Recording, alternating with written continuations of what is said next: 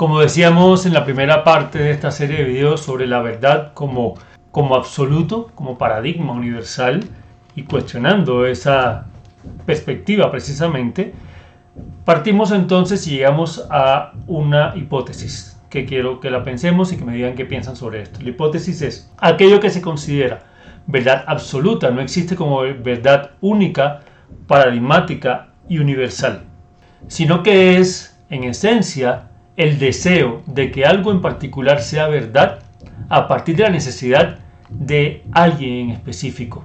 Y su necesidad, insisto, da lugar al deseo de que lo que planteo sea una verdad total, y por tanto necesito todo un corpus teórico y filosófico para consolidar esto como verdad. Yo no estoy diciendo que todo filósofo sea un sofista. Ojo, no estoy diciendo que toda filosofía sea una sencilla justificación o una estrategia quizás deshonesta para asentar algo como verdad. Estoy diciendo que es honesta incluso desde esa necesidad, y está permitido perfectamente llevar a cabo un proceso de defensa y de construcción de lógicas para que la necesidad de lo que deseo se conjugue como una verdad. Lo que sí aclaro es que para mí esta es una verdad no absoluta y universal, sino que cada contexto, cada época, cada persona, cada filosofía, cada escuela filosófica va a proponer su verdad. Entonces sería imposible un universo, y si Platón tiene razón en que existe un mundo de las ideas, no porque lo pensemos, sino porque ya preexiste y que es el verdadero, permanente y eterno, entonces no tendría sentido lo que demuestra la historia y lo que demuestra la ciencia, y es que hay tantas ideas como territorios hay. ¿Cuántos mundos de las ideas hay entonces? Ahí el problema es plantear la verdad como algo absoluto. Y aquí entonces, en esta relación donde sí, en cierta forma, ciertos medios o estrategias filosóficas son actos de defensa de una verdad específica, como haría un abogado, vamos a ver qué dice Nietzsche con respecto a esto, y vamos a ver ustedes qué piensan también con respecto a esto que dice Nietzsche. Para hablar de una verdad hay que hablar de las preguntas que nos llevan a esa supuesta verdad. Esas preguntas para mí parten de una necesidad. Esa necesidad me lleva a un deseo de que algo que considero o necesito sea cierto. Y por eso hablo de la construcción de la verdad. Y aquí Nietzsche entonces hablaría de la voluntad de verdad, que aún nos seducirá. Pero hay que tener en cuenta, y es lo que él cuestiona, ¿qué preguntas nos ha propuesto ya esa voluntad de verdad? ¿Quién es propiamente el que aquí nos hace preguntas? ¿Qué cosa existente en nosotros es la que aspira propiamente a la verdad? Repito, ¿qué cosa existente en nosotros, o sea que ya existe previamente, para mí es la necesidad, es la que aspira propiamente a la verdad? Aquí se pone entre comillas esta verdad. En este sentido entonces la pregunta es muy importante.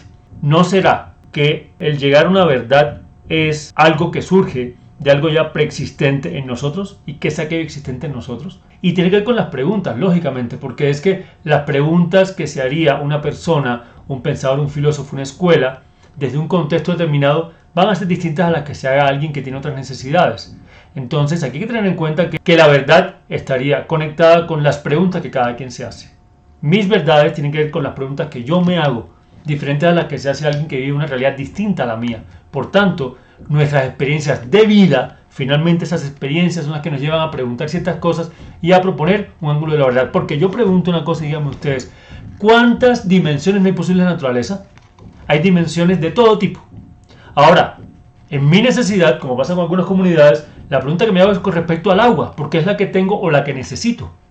En otros casos las preguntas tienen que ver con respecto a la casa, con respecto a la siembra, con respecto al matrimonio, con respecto a la justicia, en sociedades donde eso como pregunta tiene sentido, con respecto al bien, con respecto al mal.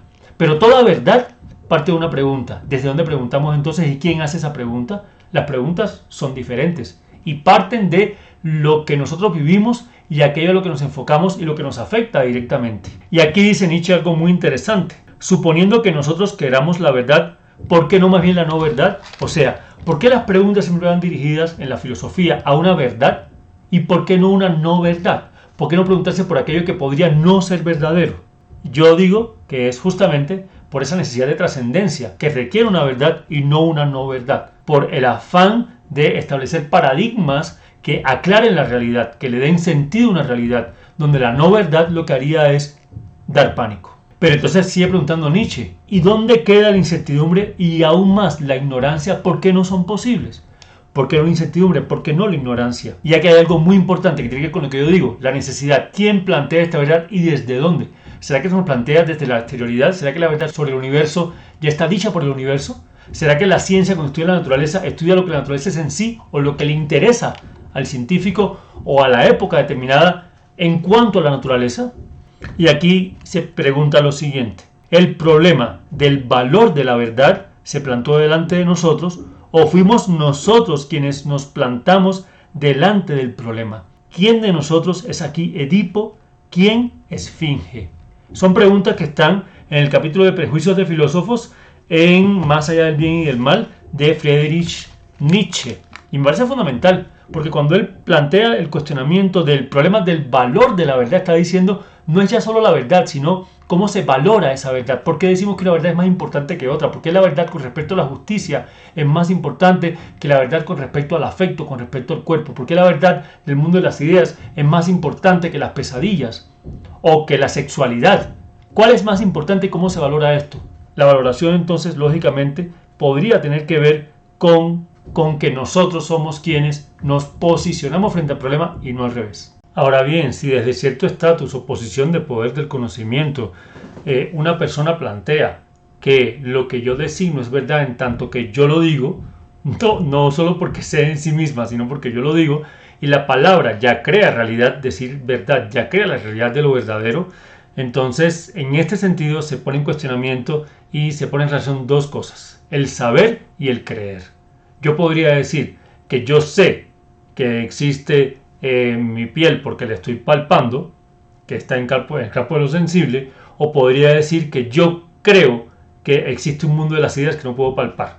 Y en este sentido el cuestionamiento es que generalmente se ha planteado como verdad aquello que no se sabe sino que se cree. Y en este sentido también lo plantea Nietzsche y dice así: esta especie de valoraciones se encuentra en el trasfondo de todos sus procedimientos lógicos. Partiendo de este creer suyo, se esfuerzan por obtener su saber, algo que al final es bautizado solemnemente con el nombre de la verdad. O sea, es verdad porque yo lo bautizo como tal, pero es algo que se cree, quizás no se sabe.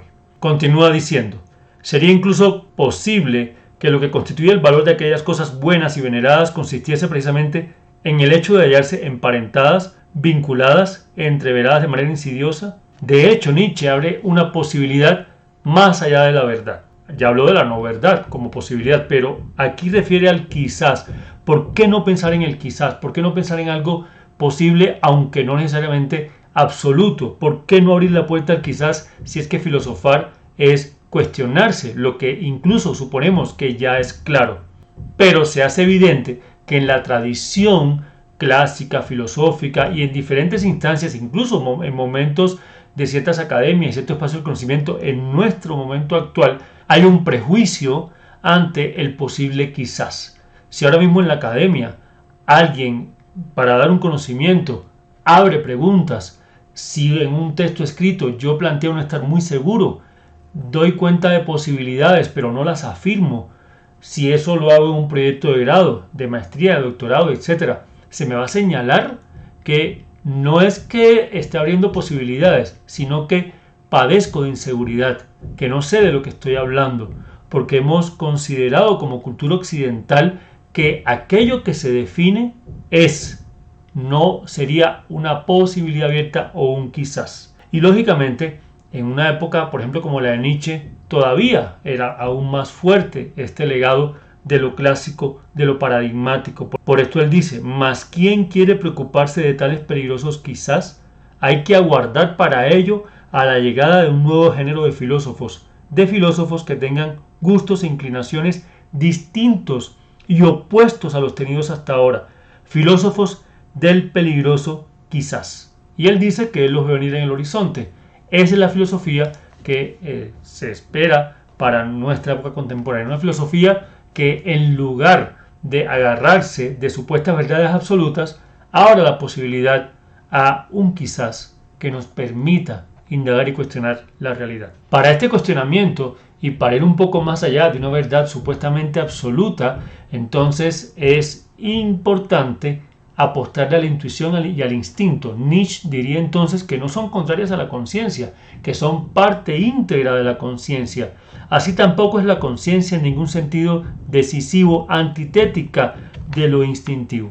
Y aquí entonces le hemos dado un valor muy importante, creo que más de lo necesario, y creo que nos ha limitado bastante como sociedad de pensamiento y como sociedad en general a lo aparentemente determinado, porque si la capacidad intelectual o de pensamiento respetable es aquella que se afirma con una seguridad de hecho absoluta y no pone en duda incluso lo que plantea desde sí misma, implicaría entonces que lo determinado se convierte en una manera de apuntalar aquello que debe ser apuntalado para ello ser respetado. En cuanto a esto también dice Nietzsche, que lo determinado es más valioso que lo indeterminado, la apariencia menos valiosa que la verdad. A pesar de toda su importancia regulativa para nosotros, semejantes estimaciones podrían ser, sin embargo, nada más que estimaciones superficiales. En más allá del bien y del mal, entonces, ¿qué es lo que está para Nietzsche más allá del bien y del mal? Aquello que se cuestiona a sí mismo, aquello que se sale de esa noción paradigmática de la filosofía como una verdad absoluta. Admitir la no verdad es condición de la vida. Esto significa desde luego enfrentarse de modo peligroso a los sentimientos de valores habituales, y una filosofía que osa hacer esto se coloca ya solo con ello más allá del bien y del mal. Y aquí es donde entonces Nietzsche, como decíamos anteriormente, refiere a un grupo de filósofos como abogados que no quieren llamarse así y que en la mayoría de los casos son incluso patrocinadores, él diría pícaros, pero ya eso me parece muy fuerte, pero sí, dice pícaros patrocinadores de sus prejuicios, a los que bautizan con el nombre de verdades, muy en relación a lo que estábamos diciendo anteriormente. Entonces, ¿qué pasaría si aquellas verdades dadas por absolutas, por ejemplo en la historia de la filosofía, en el conocimiento en general, en los paradigmas políticos, religiosos y demás, son prejuicios de ciertas personas que necesitan sostenerlos para poder mantener un estatus y que para sostenerlos funcionan como abogados que buscan una cantidad de datos, hechos, lógicas, teóricas para definir, sustentar e instalar un prejuicio como una verdad absoluta? Esa es una posibilidad. La otra posibilidad más honesta es la que yo planteaba, y es que partimos siempre de necesidades que se proyectan en lo que deseamos, y aquello que deseamos queremos verlo constituido como verdad. Por tanto, lo defendemos y buscamos todas las lógicas posibles o descubrimos las lógicas posibles para plantearlo como una verdad. El problema, en cualquiera de los dos casos, es definir eso como una verdad absoluta, paradigmática y limitante finalmente. Pues todo instinto ambiciona dominar y en tanto tal intenta filosofar. Si es nuestro instinto para dominar otras formas de pensamiento, entonces la filosofía se convierte finalmente en un acto de colonización, de imposición, de que yo tengo la capacidad retórica que no tienen otras personas y además tengo el poder, tengo el lugar de poder de instalar como una imposición algo que fue una necesidad, un instinto o un prejuicio. Y lógicamente en este sentido, para terminar esta parte, Nietzsche a lo que se refiere es a que todo acto filosófico, él ve al filósofo como alguien que hace biografía de sí mismo. Por eso sus textos son muy biográficos. En esto hay que tener cuidado, es la perspectiva de Nietzsche. Pero es interesante porque de todas formas todo ser humano se enuncia desde sí, desde sus necesidades, desde su experiencia de vida. Siempre una experiencia de vida, sea más tangible o menos tangible. Y en este sentido entonces él plantea que en el filósofo nada, absolutamente nada, es impersonal, y es especialmente su moral la que proporciona un testimonio de quién es él, o sea, desde esa moralidad.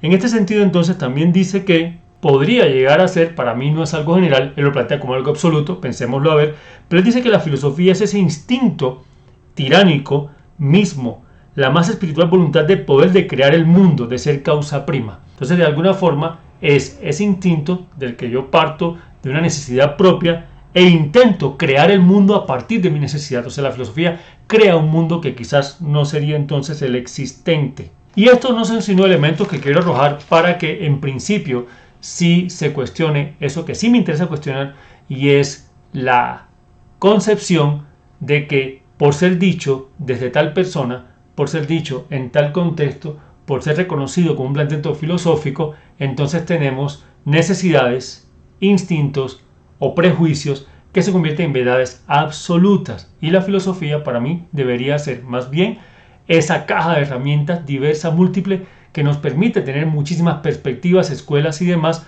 para desde allí nosotros plantear, encontrar nuestras necesidades, nuestros deseos y llevar a cabo nuestros procesos de pensamiento y sí, ¿por qué no?, nuestras verdades. Hasta aquí esta segunda parte sobre la verdad. Vamos a una próxima parte donde hablaremos de esta noción absoluta de verdad, nuevamente inscrita en la parte clásica, presocrática en primera instancia, y que tiene que ver con la perspectiva de Parménides y el aporte que hace Aristóteles para diversificarla y darnos otras opciones. Esperen entonces la tercera parte.